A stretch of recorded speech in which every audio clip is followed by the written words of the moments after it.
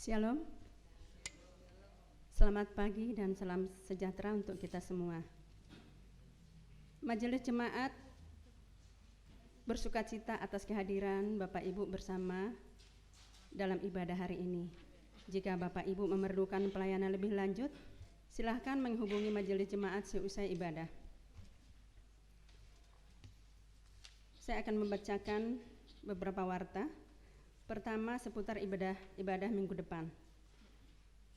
Ibadah minggu depan tanggal 2 Juli kita akan menghadiri perjamuan kudus di GKI Gedung Gereja Uleri dan Plelen yang dilayani oleh Pendeta Betaria Christine Setianingrum, penanggung jawab Penatua Nyoto, pelayan liturgi Penatua Diana, penghitung persembahan Penatua Sri Sudarmi dan Penatua Oto. Penyambut umat Uleri, keluarga Bapak Suwoto.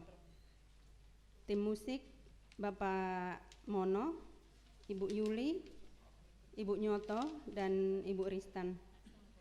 Tim multimedia Saudara Diego dan Saudara Kevin. LCD operator Saudara Andre.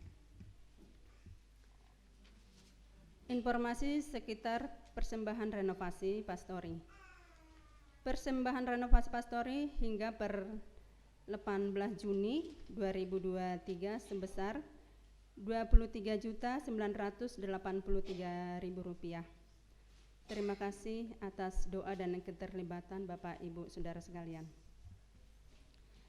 Informasi sekitar persembahan lelang. Kami menginformasikan untuk pembayaran hasil lelang Rioyo unduh-unduh dapat diserahkan kepada tim 2 yaitu Ibu Yuli dan Ibu Rini Malau. Terima kasih atas doa dan keterlibatan saudara sekalian. Permohonan atestasi atau perpindahan keanggotaan. Saudara kita yang berikut ini telah mengajukan permohonan atestasi kepindahan keanggotaan, yaitu pertama, keluarga Bapak Gustaf Masneno ke GKI Harapan Indah, Bekasi, Jawa Barat. Dan yang kedua, keluarga Bapak Muherianto ke GKN Siloam Uleri, Kendal, Jawa Tengah. Kiranya Tuhan senantiasa memberikan pertumbuhan dalam iman saudara kita bersama dengan jemaat yang baru. Sekitar sekolah Alkitab liburan. Komisi Anak Sekolah Minggu GKI Uleri Plelen akan mengadakan sekolah Alkitab liburan yang akan dilaksanakan pada hari Kamis tanggal 29 Juni 2023 mulai pukul 8 hingga jam 4 sore bertempat di Gereja Uleri. Dimohon dukungan Bapak Ibu sekalian yang mempunyai anak sekolah minggu untuk dapat mendukung anak sekolah minggu. Persekutuan wilayah waktu hari Kamis 29 Juni bertempat di Bapak Sitorus, dipimpin oleh Pendeta Betaria, MC Penatua Diana. Persekutuan Pemuda Remaja bertempat di GKI Uleri dilaksanakan hari Sabtu tanggal 1 Juni, dipimpin oleh Ibu Silvi, MC Saudari Jos, diadakan pukul 5 sore di Gereja Uleri. Dimohon kehadiran seluruh pemuda remaja. Demikian Bapak Ibu warta pada pagi hari ini. Selamat mengikuti ibadah. Tuhan Yesus memberkati kita semua.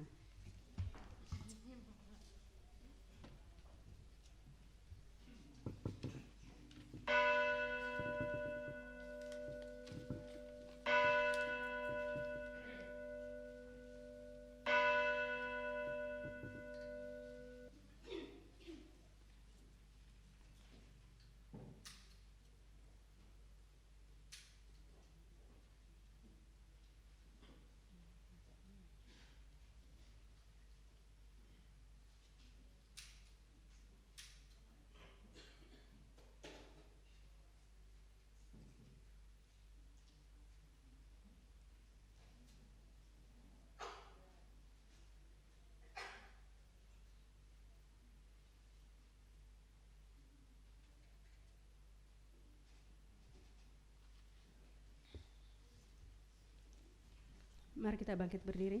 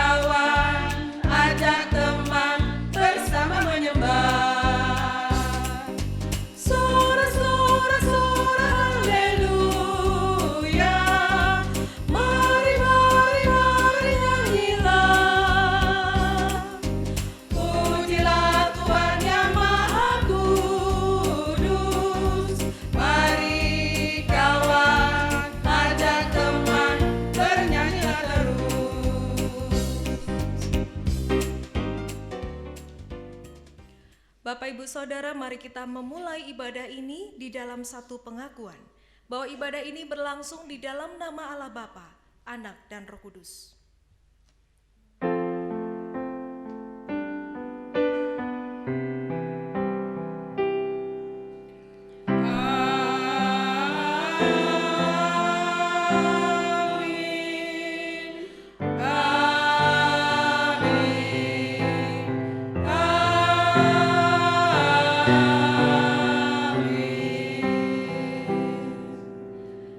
Sejahtera dari Allah Bapa, kasih Kristus dan persekutuan dengan Roh Kudus bersama dengan saudara.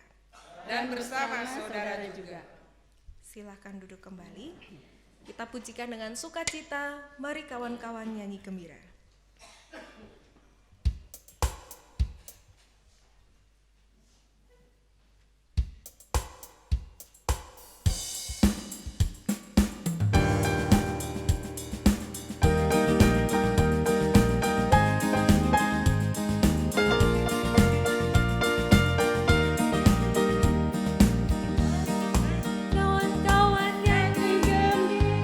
Gembira mengikuti bunyi lagunya.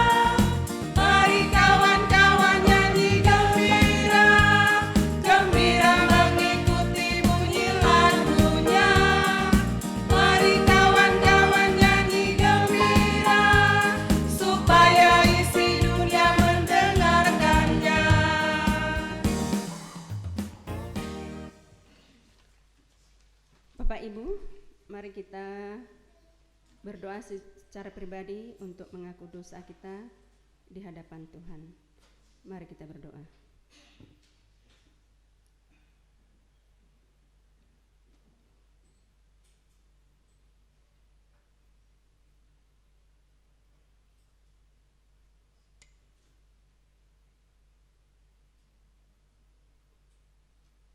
Allah Bapa Surgawi, inilah kami anak-anak-Mu, dari lubuk hati yang paling dalam kami memohon ampun ya Bapa. Sekalipun dosa kami merah seperti kermisi, kami yakin dan percaya Tuhan akan memutihkan seperti salju. Kami sungguh berbahagia karena Tuhan menjadikan kami anak tebusan Tuhan. Inilah doa kami Bapa, terimalah yang kami aturkan di dalam satu nama yang agung, yaitu Putra-Mu yang tunggal, Tuhan Yesus Juru Selamat kami yang hidup. Amin.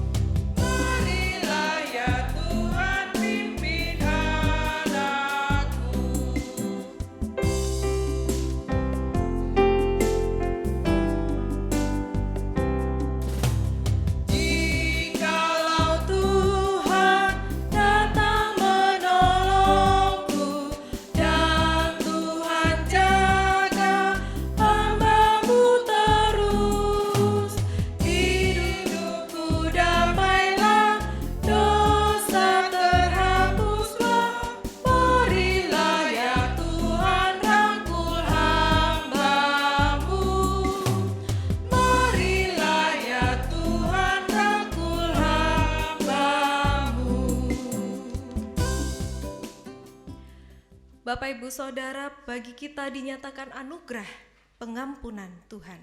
Jadi jika kita telah mati dengan Kristus, kita percaya bahwa kita akan hidup juga dengan Dia. Demikianlah berita anugerah dari Tuhan. Syukur kepada Allah. Salam damai bagi Bapak Ibu Saudara sekalian. Kita sambut sabda Tuhan dengan memuji "Carilah dahulu kerajaan Allah".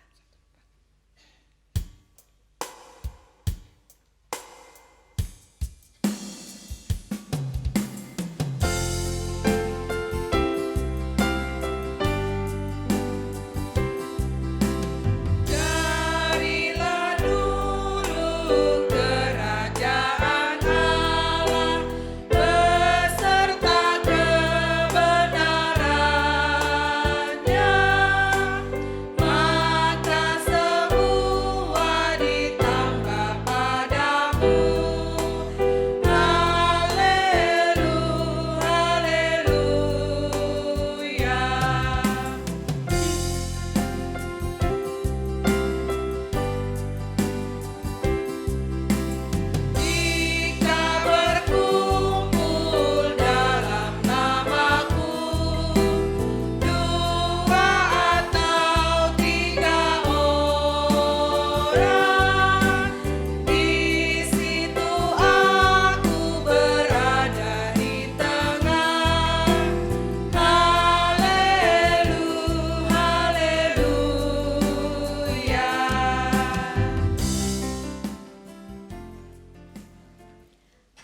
Mari anak-anak boleh maju ke depan.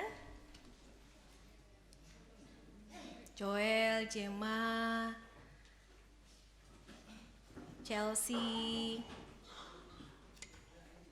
Nathan, ya. Ya, mana tangannya? Lipat tangan. Nathan, ayo Nathan yang baik. Nathan, ya. Lipat tangan. Tutup mata, kita berdoa. Mari Bapak Ibu kita berdoa. Tuhan, terima kasih pada pagi hari yang cerah ini. Kami sungguh bersyukur boleh beribadah bersama dengan keluarga kami. Kini kami akan menyambut sabda-Mu ya Tuhan. Anak-anak yang kami cintai ini pula akan menyambut sabda Tuhan melalui kakak-kakak guru sekolah minggu. Berkati dan rahmati sehingga mereka boleh mendengar dan memuliakan nama Tuhan, mereka boleh mengerjakan firman Tuhan. Begitupun kami yang dewasa ini mengerjakan firman Tuhan yang kudus dalam kehidupan kami sehari-hari. Di dalam nama Tuhan Yesus Kristus kami berdoa. Amin. Selamat sekolah minggu.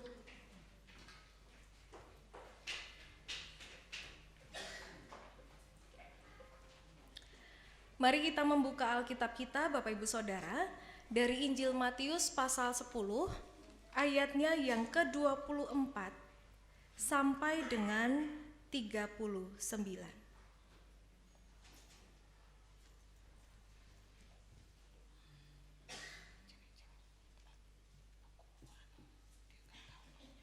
Injil Matius pasal 10 ayat 24 sampai dengan 39. Saya akan bacakan bagi Bapak Ibu Saudara. Seorang murid tidak lebih daripada gurunya, atau seorang hamba daripada tuannya. Cukuplah bagi seorang murid jika ia menjadi sama seperti gurunya, dan bagi seorang hamba jika ia menjadi sama seperti tuannya. Jika tuan rumah disebut Beelzebul, apalagi seisi rumahnya. Jadi janganlah kamu takut terhadap mereka, karena tidak ada sesuatu pun yang tertutup, yang tidak akan dibuka, dan tidak ada sesuatu pun yang tersembunyi, yang tidak akan diketahui. Apa yang kukatakan kepadamu dalam gelap, katakanlah itu dalam terang. Dan apa yang dibisikkan ke telingamu, beritakanlah itu dari atas atap rumah. Dan janganlah kamu takut kepada mereka yang dapat membunuh tubuh, tetapi yang tidak berkuasa membunuh jiwa.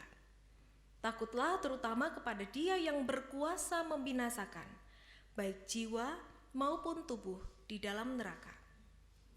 Bukankah burung pipit dijual 2 ekor seduit? Namun seekor pun daripadanya tidak akan jatuh ke bumi di luar kehendak Bapamu. Dan kamu, rambut kepalamu pun terhitung semuanya. Sebab itu janganlah kamu takut, karena kamu lebih berharga daripada banyak burung pipit. Setiap orang yang mengakui aku di depan manusia, aku juga akan mengakuinya di depan Bapa-Ku yang di sorga. Tetapi barang siapa menyangkal aku di depan manusia, aku juga akan menyangkalnya di depan Bapa-Ku yang di sorga. Jangan kamu menyangka bahwa aku datang untuk membawa damai di atas bumi. Aku datang bukan untuk membawa damai, melainkan pedang. Sebab aku datang untuk memisahkan orang dari ayahnya, anak perempuan dari ibunya, menantu perempuan dari ibu mertuanya. Dan musuh orang ialah orang-orang seisi rumahnya. Barang siapa mengasihi bapa atau ibunya lebih daripadaku, ia tidak layak bagiku. Dan barang siapa mengasihi anaknya laki-laki atau perempuan lebih daripadaku, ia tidak layak bagiku. Barang siapa tidak memikul salibnya dan mengikut aku, ia tidak layak bagiku. Barang siapa mempertahankan nyawanya, ia akan kehilangan nyawanya. Dan barang siapa kehilangan nyawanya karena aku, ia akan memperolehnya. Demikianlah Injil Tuhan Yesus Kristus. Berbahagialah kita yang mendengar dan memeliharanya. Haleluya.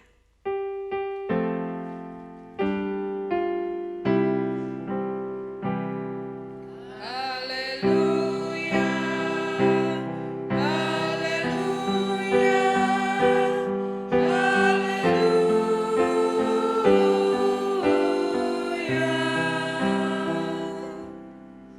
Selamat pagi Bapak Ibu. Bapak Ibu Saudara, hari ini kita ada di dalam tema bersaksi di tengah penderitaan. Wah, kita akan bicara soal penderitaan Bapak Ibu. Tapi saya ingin kita bersama-sama jangan dulu alergi dengan tema ini karena bicara soal penderitaan. Kita akan mencoba untuk melihat firman Tuhan ini dari sudut pengelolaan konflik, manajemen konflik Bapak Ibu. Bapak Ibu Saudara, biasanya orang takut berkonflik, takut punya masalah. Betul atau tidak? Betul ya? Mengapa orang takut berkonflik Bapak Ibu? Kenapa orang takut berkonflik terutama dengan orang lain? Kalau kita ada sesuatu yang ganjel di dalam hati, kemudian kita merasa bahwa sulit untuk mengungkapkan itu kepada orang yang membuat hati kita tidak nyaman. Mengapa kita merasa seperti itu Bapak Ibu? Takut kehilangan. Wah, Pak Tambah luar biasa ya. Takut kehilangan. Apa yang hilang Bapak Ibu? Sahabat. Pak Mono, terima kasih. Takut kehilangan relasinya, nggih? Sahabat. Sudah berjalan begitu rupa, gara-gara satu konflik kemudian menjadi tidak lagi berelasi dengan baik. Kita takut kehilangan, terima kasih, betul sekali. Takut kehilangan apa yang sudah berjalan. Tetapi Bapak Ibu Saudara, ketika konflik itu muncul, apakah persahabatan atau relasi yang dijalin itu akan sama? Tidak, ya. Pasti masih ada yang ganjel, nggih, Pak Mo nggih. Pasti ada yang ganjel, ya. Mengapa? Karena itu sesuatu yang tidak diselesaikan. Di dalam teori manajemen konflik Bapak Ibu Saudara, semua pihak-pihak yang terkait dengan konflik tersebut harus duduk bersama, bukan hanya satu kali atau dua kali. Berulang-ulang kali. Apa tujuannya berjumpa berulang-ulang kali? Supaya yang ada di bawah meja naik ke atas meja. Apa maksudnya? Apa yang di sini amplop gitu naik ke atas meja? Bukan ya. Yang ada di dalam hati pikiran orang-orang ini yang disembunyikan di dalam hatinya yang terdalam itu diungkapkan di atas permukaan. Saya takut, saya khawatir, saya inginnya ini, saya butuhnya ini. Yang hanya tersimpan di dalam hati itu dinyatakan secara terbuka. Ketika berkonflik Bapak Ibu, tidak langsung di atas meja kita ungkapkan itu semua karena kita merasa bahwa kalau saya tunjukkan, maka saya terlihat lemah. Saya terlihat rapuh. Maka saya memilih untuk menyembunyikan itu, tetapi sekali lagi tidak menyelesaikan apa-apa. Jadi di dalam teori manajemen konflik Bapak Ibu, mediator, orang yang berada di tengah, yang memperjumpakan pihak-pihak yang terkait, itu berusaha untuk menggali agar semuanya nyaman dan aman untuk mengungkapkan isi hati mereka. Kalau enggak merasa aman dan nyaman, enggak akan terjadi Bapak Ibu. Karena enggak aman kok. Kalau saya mau ngatakan ini, dihajar ini, kan gitu ya. Nanti dibalas ini lagi. Jadi saya tidak mau mengungkapkan yang sesungguhnya. Ya kalau enggak diungkapkan tidak selesai. Tetapi itu butuh waktu, proses, dan kepercayaan untuk mengangkat itu semua. Lalu bagaimana jika ternyata memakan waktu yang lama? Ya enggak apa-apa, itu bagian dalam proses. Bagaimana jika kepercayaannya tidak pulih? Oleh sebab itu Bapak Ibu Saudara, setiap persoalan, setiap pergumulan, setiap konflik kita selalu harus meminta rahmat Tuhan. Karena kalau orang keras hati, tidak akan ada satupun orang yang bisa mengubah kekeras hatian seseorang selain dirinya sendiri dan Tuhan. Oleh sebab itu harus memohon rahmat Tuhan. Nah, Bapak Ibu Saudara, mengapa kita harus melihat ini sebagai dasar? Sebab perikop ini bukanlah perikop yang mudah untuk dipahami. Yesus sendiri yang berkata, "Aku datang, jangan kamu kira aku datang membawa damai, melainkan aku membawa pedang." Perikopnya horor ya Bapak Ibu ya. Tidak mudah dipahami loh. Katanya Tuhan Yesus datang membawa damai. Mengapa Yesus mengatakan bahwa dia membawa pedang? Yang dimaksudkan dalam perikop ini adalah Bapak Ibu, bahwa jangan takut ketika kita harus berhadapan dengan konflik. Jangan takut ketika kita pada akhirnya diperhadapkan dengan persoalan yang kita mau gak mau harus duduk bersama dan menyelesaikan. Manusia itu punya mekanisme pertahanan diri Bapak Ibu. Fight atau flight. Fight itu berarti ketika menghadapi suatu tantangan atau ancaman, dia pasang badan gitu ya. Dia fight, dia bertarung. Kalau dia merasa saya punya kemampuannya untuk fight. Tetapi kalau dia mengira-ngira di dalam pemikirannya nggak bisa nih, ancaman ini terlalu besar bagi saya, dia flight. Apa itu flight? Terbang, lari, pergi, menjauh. Nah, sekarang kita belajar bersama-sama bahwa Tuhan Yesus mengajari kita bukan menghajar gitu ya, bukan bertarung, bukan lari, tetapi duduk bersama untuk menyelesaikan persoalan di tengah ancaman kehidupan. Pada saat itu Bapak Ibu Saudara, penulis Injil Matius sesungguhnya menulis Injil Matius bagi orang-orang para pengikut Tuhan, jemaat Tuhan yang berbudaya Yahudi. Jadi kalau kita baca Injil Matius, kita sudah ada di dalam kepala kita, Injil Matius itu ditulis untuk orang-orang Yahudi, spesifik. Orang Yahudi yang mengikut Tuhan, berarti mereka adalah minoritas. Minoritas di tengah bangsa Yahudi yang ya agamanya Yahudi. Begitu. Jadi mereka mengalami tekanan-tekanan dari sekelilingnya yang mengatakan bahwa bisa jadi ayah ibunya orang agama Yahudi yang taat. Namun mereka menyadari bahwa mereka itu percaya kepada Tuhan.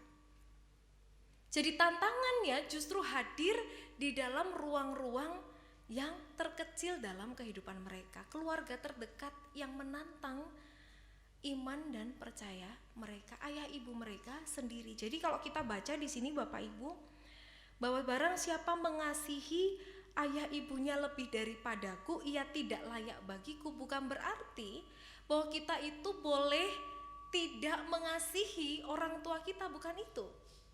Tetapi di dalam konteks bahwa situasi yang dialami oleh orang-orang pada saat itu adalah ayah ibunya seorang Yahudi yang taat, pergi ke sinagog, ke tempat ibadah orang Yahudi dengan begitu luar biasa baik, anaknya mengikut Kristus.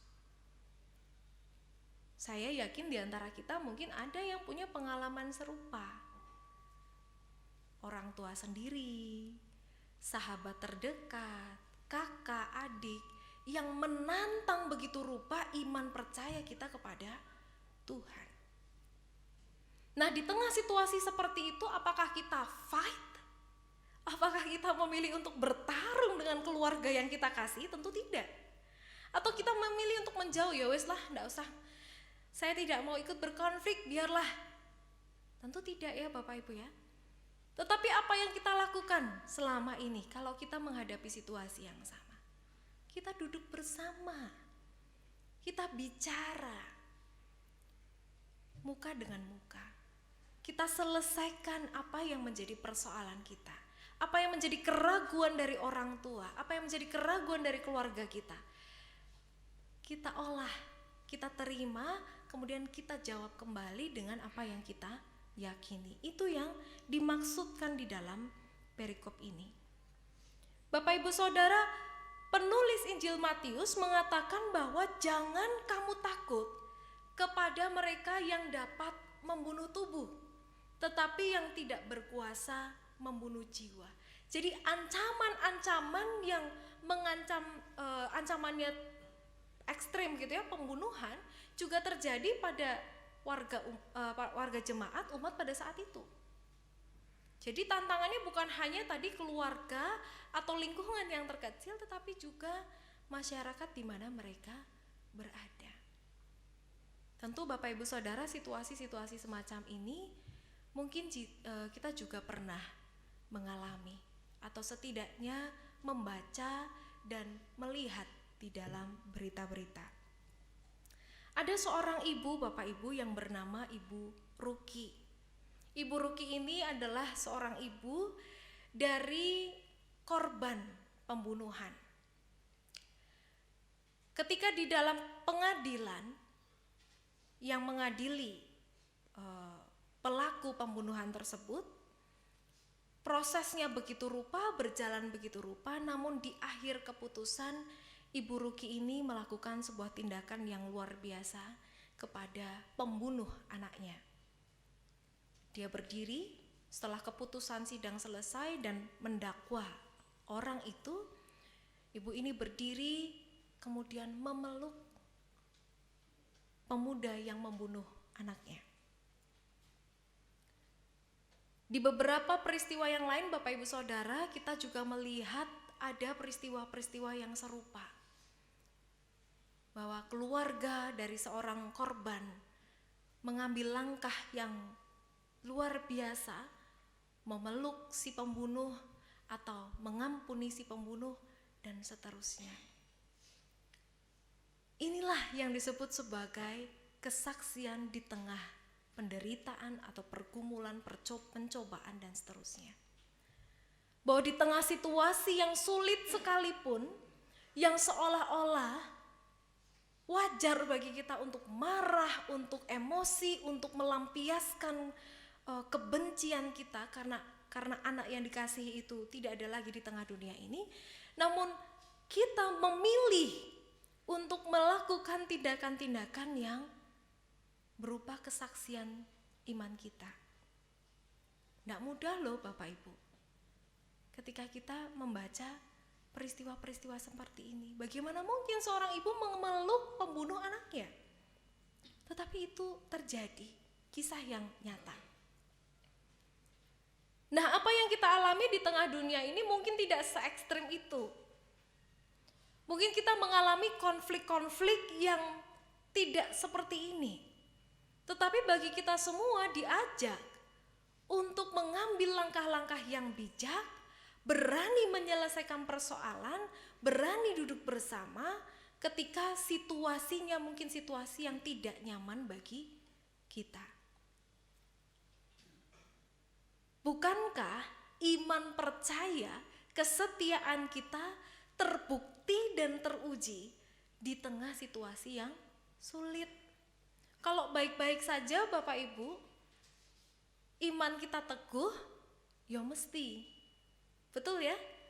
Tetapi di tengah situasi yang sulit, di tengah kita harus merendahkan diri sedemikian rupa, harus menekan egoisme kita, apakah kita mampu untuk melakukannya? Dan ini bukanlah sekali lagi setiap khotbah itu pedang bermata dua Bapak Ibu. Bicara kepada Bapak Ibu Saudara dan juga bicara kepada saya sendiri. Bukan hal yang mudah. Tetapi itu adalah panggilan setiap kita yang mengaku sebagai murid Kristus. Jika Kristus mampu melakukannya, maka kita juga dimampukan untuk melakukannya. Bapak Ibu Saudara, bersaksi di tengah penderitaan bukan berarti dengan sembrono berkoar-koar, ya. Berbicara soal iman dengan cara yang tidak bijak di media sosial. Bukan itu. Tetapi bicara soal kehidupan keseharian. Ada sukacita, ada duka cita, ada masa-masa kita bahagia, ada masa-masa susah. Dan di tengah segala apa yang kita alami, kita tetap teguh punya iman yang percaya kepada Tuhan dan berani menyatakan iman itu di tengah situasi yang sulit. Apakah kita sanggup melakukannya? Sanggup, karena Tuhan yang memampukan. Mari kita merenungkannya dan melakukannya. Amin.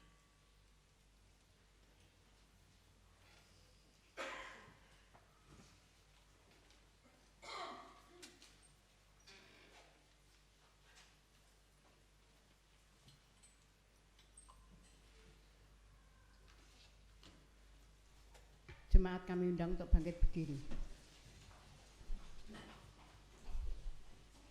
Marilah kita bersama dengan umat Allah di masa lalu, masa kini, dan masa depan mengingat pengakuan pada baptisan kita menurut pengakuan iman rasuli dengan berkata, "Aku percaya kepada Allah, Bapa yang Maha Kuasa, Khalik langit dan bumi, dan kepada Yesus Kristus, Anaknya yang tunggal Tuhan kita, yang dikandung daripada Roh Kudus, lahir dari anak darah Maryam, yang menderita sengsara di bawah pemerintahan Pontius Pilatus, disalibkan, mati dan dikuburkan, turun ke dalam kerajaan maut.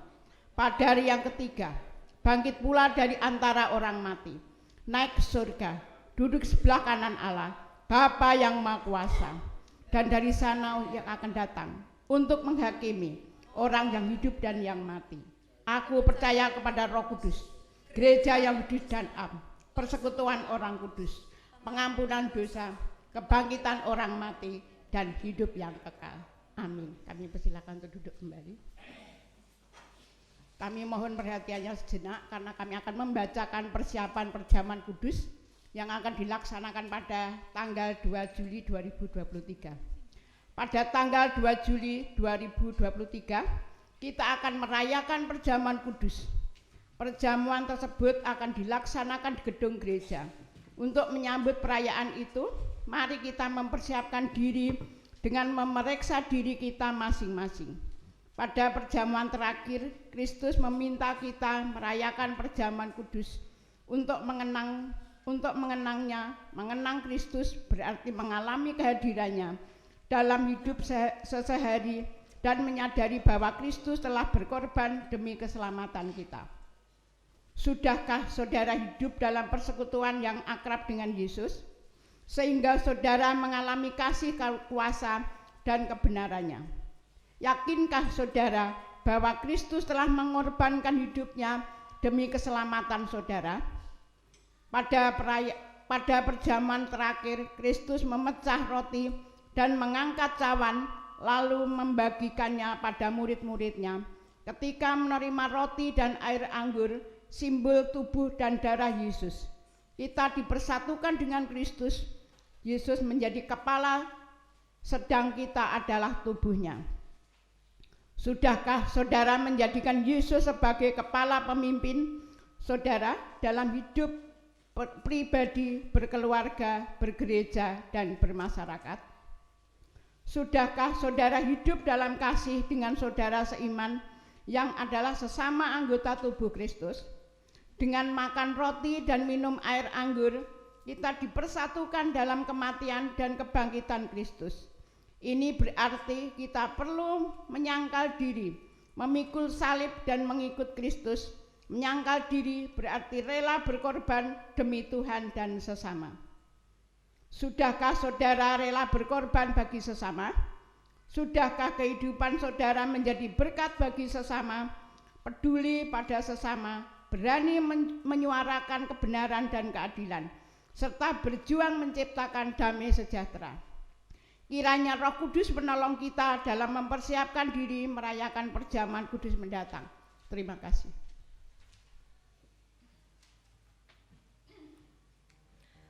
Mari Bapak Ibu Saudara kita satukan hati dalam doa syafaat kita. Kami naikkan doa kami ya Tuhan bersama-sama sebagai satu tubuh Kristus. Kami membawa di dalam doa ini umat-Mu, sahabat-sahabat terkasih kami di dalam kelemahan tubuh dan sakit penyakit. Biarlah Tuhan sendiri yang memberikan kesembuhan dan pemulihan bagi mereka. Sertai ya Tuhan keluarga di mana sahabat-sahabat kami ini boleh hidup bersama.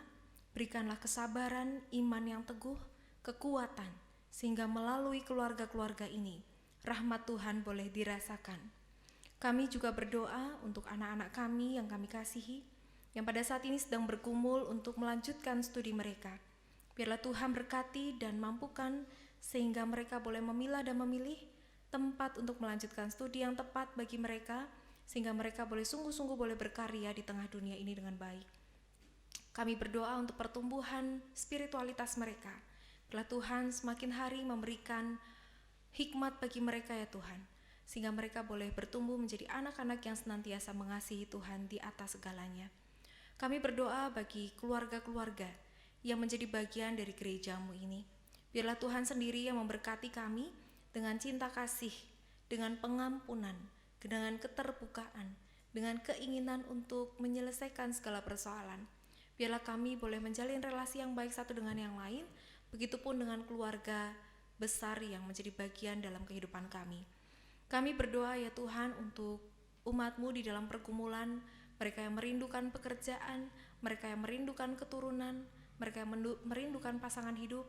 Tuhan, jikalau Engkau berkenan, kami yakin Tuhan memberikan tepat pada waktunya. Mampukan juga umat-Mu untuk boleh berproses di dalam setiap pergumulan yang mereka hadapi. Kami berdoa ya Tuhan untuk gereja-Mu yang kami kasihi. Biarlah kami senantiasa dimampukan untuk bergerak bersama, bekerja sama, sehingga karya Tuhan boleh dirasakan oleh sesama kami. Biarlah majelis jemaat, badan pelayanan, setiap kami boleh bersinergi secara positif. Kami bergerak untuk memuliakan nama Tuhan di dalam setiap program-program yang telah kami rancang dan kami laksanakan. Kami naikkan dalam doa ini juga ya Tuhan, bangsa dan negara kami. Mampukan kami ya Tuhan, agar di dalam waktu-waktu ini kami boleh dengan jeli, dengan kritis, dengan cerdas, melihat dan memilih pribadi-pribadi yang tepat, para calon pemimpin kami, sehingga bangsa Indonesia yang kami kasih ini bisa memiliki pemimpin-pemimpin yang tepat, yang baik, untuk membangun bangsa ini menjadi lebih baik di tahun yang akan datang. Inilah syafaat kami ya Tuhan, biarlah Tuhan juga yang memampukan kami menyambut sakramen perjamuan kudus yang akan kami lakukan bersama-sama di minggu yang akan datang. Dalam Kristus Yesus kami berdoa, amin.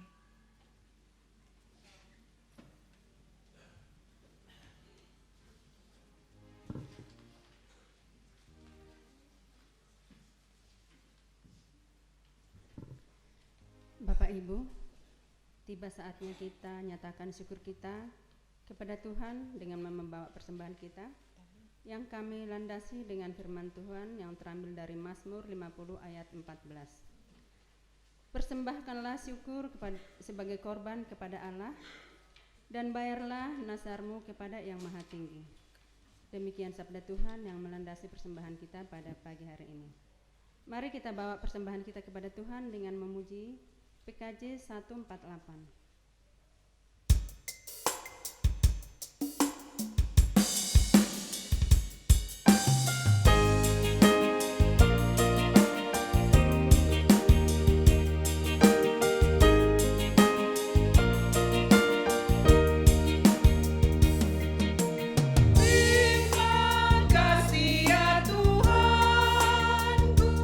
Atas hari pemberian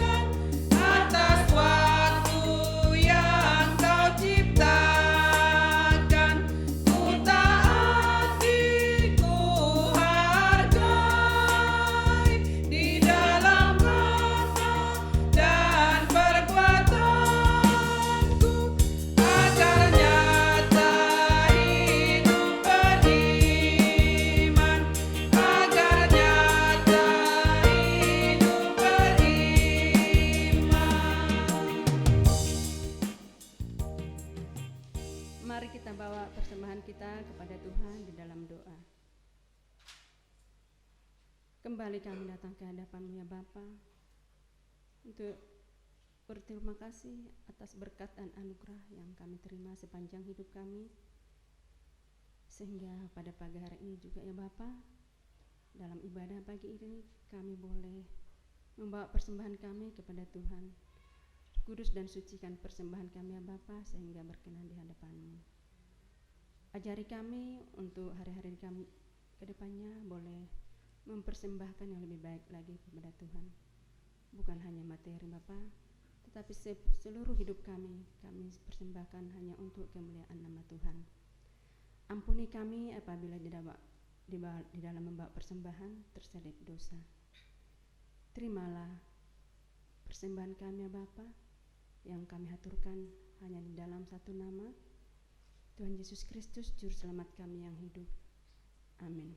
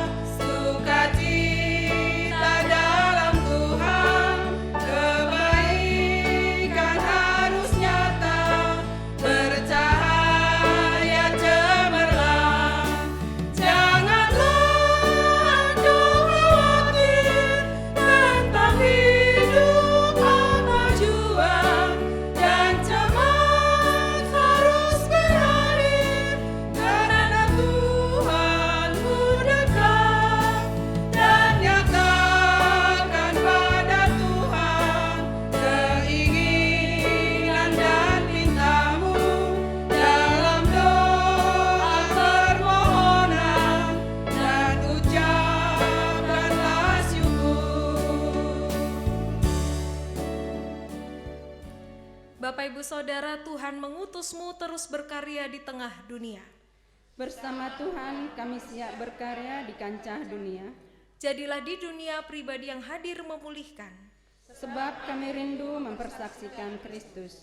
Terpujilah Allah Bapa, Anak dan Roh Kudus, yang tidak pernah memisahkan kami dari kasih-Nya, sekarang dan selama-lamanya. Terimalah berkat-Nya. Tuhan memberkati engkau dan melindungi engkau. Tuhan menyinari engkau dengan wajah-Nya dan memberi engkau kasih karunia. Tuhan menghadapkan wajah-Nya kepadamu dan memberi engkau damai sejahtera. Amin.